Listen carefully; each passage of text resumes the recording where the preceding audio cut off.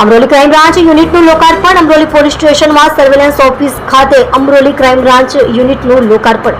Police commissioner Anupamsinh ગહેલોતના હસ્તે Amroli crime branch યુનિટનું લોકાર્પણ કાર્યક્રમમાં શહેર પોલીસ કમિશનર સહિત ડીસીપી એસીપી રહ્યા ઉપસ્થિત. સાથે અંજની વેદાંત ઇન્ડસ્ટ્રીઝના ઉદ્યોગપતિઓ અને અમરોલી પોલીસ સ્ટેશનના કર્મચારીઓ રહ્યા હાજર.